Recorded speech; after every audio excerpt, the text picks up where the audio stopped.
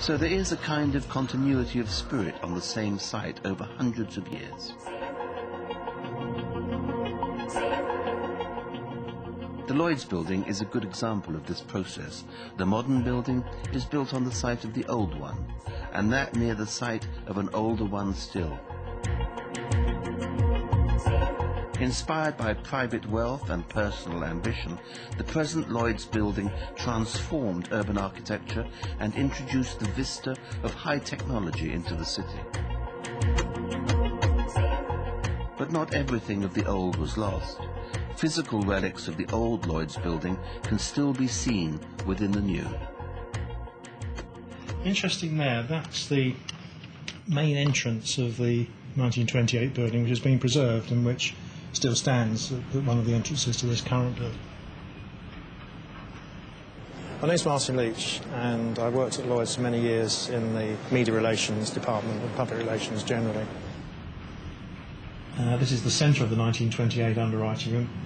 The important thing here is the rostrum, which is situated in the present underwriting room and stands more or less on the same spot as it did geographically in the 1928 building.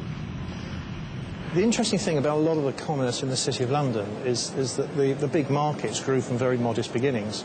Lloyd's, for example, came from a 17th century coffee house. And what happened in the coffee shop was that the people who were customers in the coffee shop insured each other's ships. So it wasn't Mr. Lloyd who did it, it was the customers in the coffee shop. And Mr. Lloyd provided the premises and he sold coffee to them and provided facilities for them and so on. At home, the Queen has been opening London's most striking new building. The building, which is already in use, cost £163 million.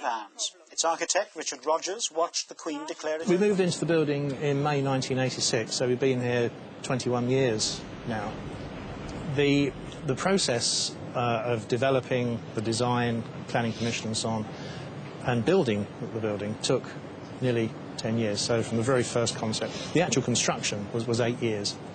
And it's quite interesting to reflect that the design of the building, the concept, is actually 30 years old this year. So it's quite an old modern building in many ways, but it still looks very modern, very futuristic, and it works extremely well for the purpose in which it was for which it was designed.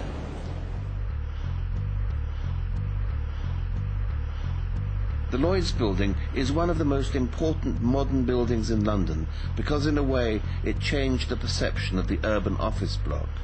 It made office life seem interesting and even exciting to those who played no part in it. Funnily enough, it opened in 1986, and that was the year that the city was transformed by something known as the Big Bang, which ended all the restrictive practices in the city.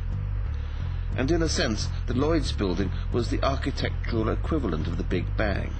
It removed all the restrictive practices of what had then been urban high-rise office blocks. This defining building of London's modern skyline was not the result of local authority planning, but the haphazard operation of commercial market forces. The building was designed and became public at a time when there was a lot of discussion and controversy about modern architecture in general.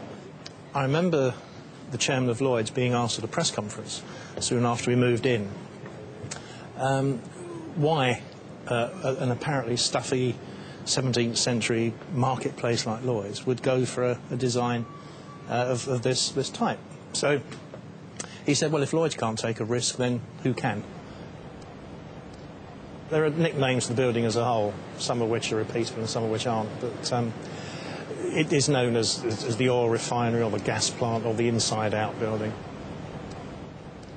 Somebody said that it had taken Lloyd's 300 years to go from a coffee shop to a coffee machine. The buildings of London acquire affectionate nicknames as if by some communal instinct.